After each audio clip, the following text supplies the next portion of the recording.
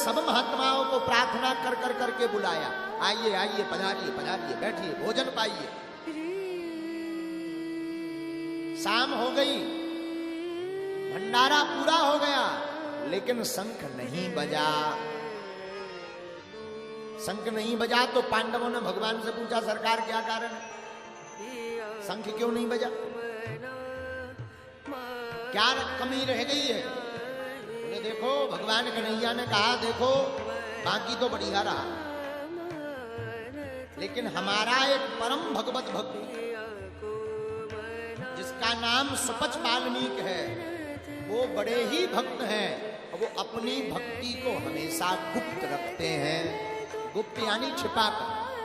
वो इस भंडारे में नहीं पधारे हैं। जब तक वो नहीं आएंगे तब तक ये शंख बजने वाला नहीं है।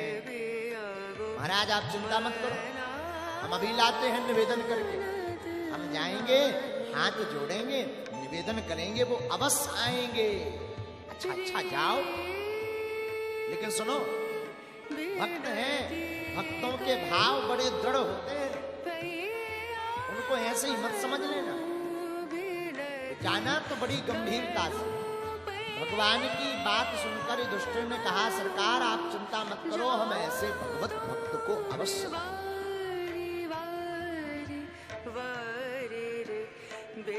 दर्शन करने के लिए पांडव सर्व विकार रहित सुपच वाल्मीकि जी के घर पर आए, जो जाति से बहुत निम्न थे। ऐसे भक्त के घर पर जब पांचों पांडव आए तो बेचारा घबरा गया। आइए भगवान पधारिए, आओ आओ आओ, आप कैसे हमारे घर पर पधारे? तो पांडवों ने कहा, भैया आपकी भक्ति तो बड़ी ऊंची है। अरे हम कहां भक्त, हम तो महाराज बड़े निम्न कोटि के हैं, आपके सेवा करने वाले झाड़ूदार हैं। पांडवों ने कहा, नहीं नहीं नहीं नहीं, ऐसी बात नहीं है, हमें आपके बारे में पता लग गया, आप कोई साधारण नहीं है, आप ठाकुर जी के परम भक्त हैं, हम पर कृपा कीजिए, हमारे यहाँ यज्ञ हुई है, आप भंडारा पाने चलिए। तो हाथ जोड़कर श्री सुपच वाल्मीकि जी बोले, भैया देखो, हम तो आप सबके सबसे पीछे पाने वाले हैं, आप लोग भोजन पाओ, पर जो बचेगा उस जूठन को हम पाएंगे। हम छोटी बिरादरी के हैं महाराज, हम छोटी जाति के हैं। पांडव हाथ जोड़कर कहते, भैया ऐसा मत कहो, आज आप सबसे पहले पाएंगे, बाद में हम पाएंगे। अच्छा हाँ, जहां इतना कहा, सोई सुपच वाल्मीकि जी बार बार इनके निवेदन को देख करके हां कह दिए। चलो हम चलते हैं। जहां यज्ञ हो रही थी वहां आ तो गए, पर प्रसाद पूर्ण वितरित हो चुका था। तो भगवान ने द्रौपदी जी को कहा कि बढ़िया सा भोजन बनाओ। द्रौपदी जी ने बढ़िया खटरस युक्त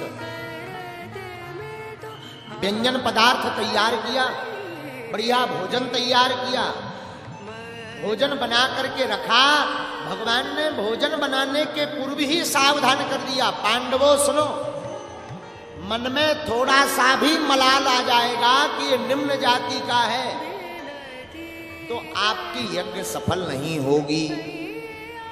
पांडव तो बड़ी भावपूर्वक परम भगवत भक्त श्री सुपच वाल्मीकि जी का स्वागत किए। जब षट्रस युक्त भोजन तैयार हो गया तो द्रौपदी जी ने परोसा। श्री सुपच वाल्मीकि जी ने जैसे ही वह भोजन पाया और एक निवाला लेते ही शंख बज पड़ा।